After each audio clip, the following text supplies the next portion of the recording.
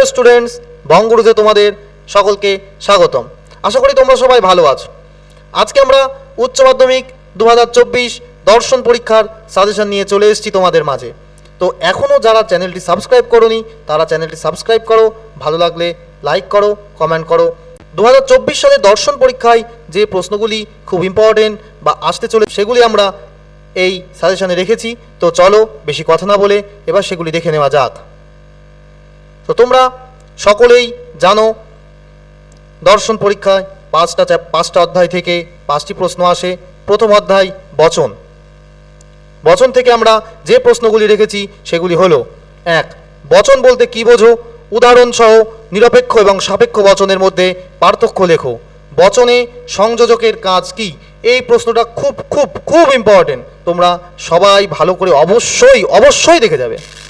2 দাগে বচন নিরপেক্ষ ও বচনের গুণ ও পরিমাপ সম্পর্কে আলোচনা করো। গুণ ও পরিমাণ অনুযায়ী নিরপেক্ষ বচনের শ্রেণীবিভাগ করো, এটিও তোমরা দেখে যাবে।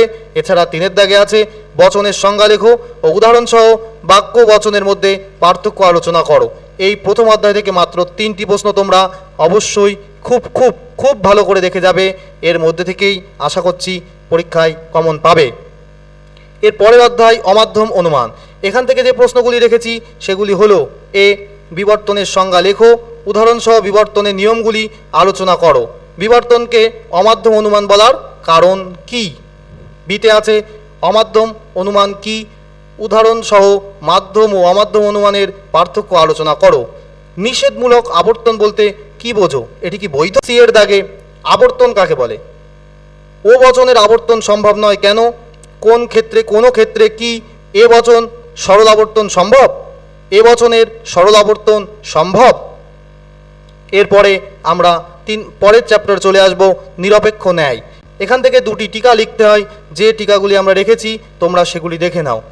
1 দাগে রেখেছি অবৈধ সাধ্য দোষ, অবৈধ 2 অবৈধ পক্ষ দোষ, নিরপেক্ষ ন্যায়ের সংস্থান, 4 চতুষ্পদী দোষ, 5 অব্যাপ্য হেতু দোষ। এই 5টি টিকা দেখে যাবে অবশ্যই। আশা করি এর মধ্যে থেকেই তোমরা পরীক্ষায় পাবে। এর পরের অধ্যায় মিলের পরীক্ষামূলক পদ্ধতি। এখান থেকে যে প্রশ্নগুলি রেখেছি সেগুলি হলো: মিলের ব্যতিরেকী পদ্ধতিটি আলোচনা করো। বিতে মিলের সহপরিবর্তন পদ্ধতি আলোচনা করো। সিতে সিদ্ধাগ মিলের অন্যয়ী পদ্ধতি আলোচনা করো। এখান থেকে যেগুলি আসে সেগুলি হচ্ছে এখান থেকে সংজ্ঞা, দৃষ্টান্ত, এর আকার, সুবিধা ও অসুবিধা এগুলি আসবে। তোমরা ভালো করে প্রত্যেকটা পয়েন্ট দেখে যাবে। এছাড়া এর পরের অধ্যায় আহরণমূলক দোষ। এখান থেকেও 2টি প্রশ্ন আসে, এখান থেকেও 2টি প্রশ্ন আসে, সেগুলি তোমাদের উত্তর করতে হয়। এর দাগে একটি অবান্তর বিষয়কে কারণ হিসাবে গণ্য করার দোষ। বিতে রেখেছি অবৈধ সামান্যীকরণ দোষ। সি কাকতালীয় দোষ। ডি আবশ্যিক শর্তকে সমগ্র কারণ হিসাবে গণ্য করার দোষ। ই নঙার্থক দৃষ্টান্তের অপর্যবেক্ষণ দোষ। এই প্রশ্নগুলি অবশ্যই তোমরা ভালো করে দেখে যাবে। এছাড়া যদি কেউ লজিক করো তাহলে তাকে ভালো করে লজিকের পার্টটা দেখবে এবং পরীক্ষায় আশা করি সবারই কমন আসবে পরীক্ষায় এবং সকলের পরীক্ষা ভালো হবে। এবং সবশেষে আবারও বলবো, যারা এখনও চ্যানেলটি সাবস্ক্রাইব করোনি তারা সাবস্ক্রাইব করো, ভালো লাগলে আমাদের পাশে থাকো।